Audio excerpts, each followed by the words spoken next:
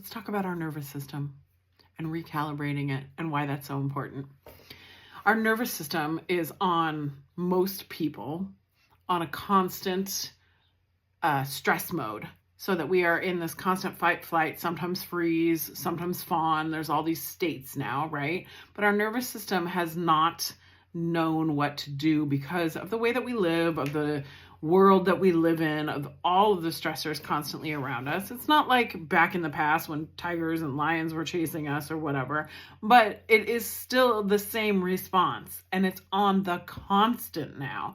So what happens with your nervous system is that you have this spot in your brain called the amygdala that gets into, it's like your fright center basically, and it turns on your stress system, telling you either let's get out of here or let's fight what's going on, or in some cases I can't deal, I'm freeze mode, so it doesn't know how to turn off from that though.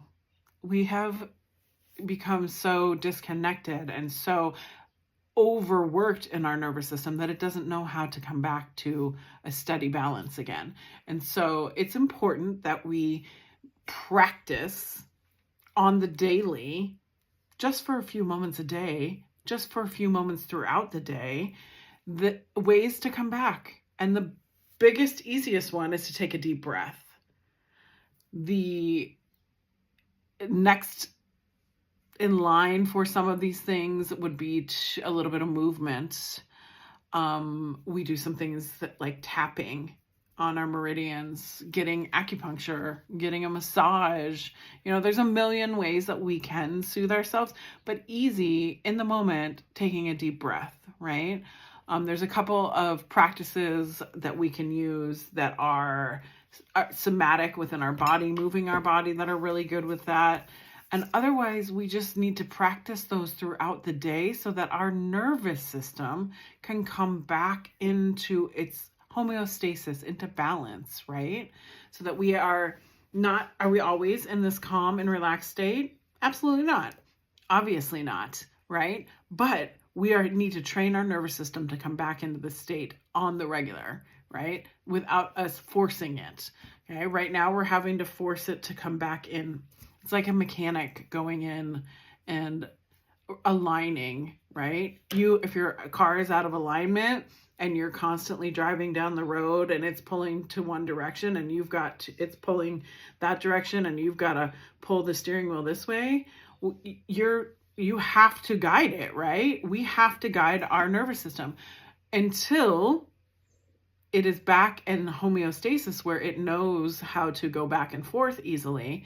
Like when you take that car to a mechanic and then they will align it so then you can drive in a steady way. And then that way, if it pulls a little bit because of the road or whatever you're driving on, then you can just pull back and it's back in that steady lane again. That's what we're doing with our nervous system, right? So that we can make sure that our body and our mind feel safe to make changes. That's why it's important, right? We can't make a change. It's like a toddler throwing a fit and you trying to reason with that toddler while they're in the midst of that fit. Has that ever worked? I don't know if you've had toddlers in your life, but I will tell you, never has it worked to reason with anybody in an elevated state. Try to reason with an angry person or someone who's upset about anything.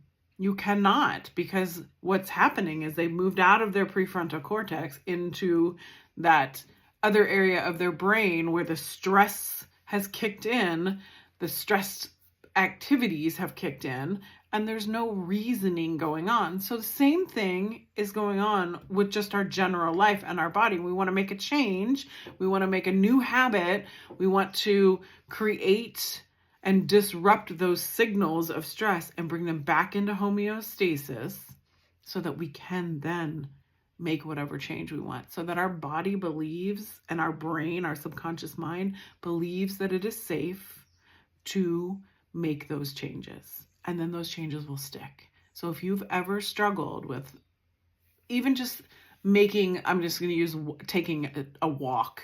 I want to make a practice out of taking a daily walk, and you start to do it and you last about a week, and then you're not doing it anymore because you let other stressors in life take over, right?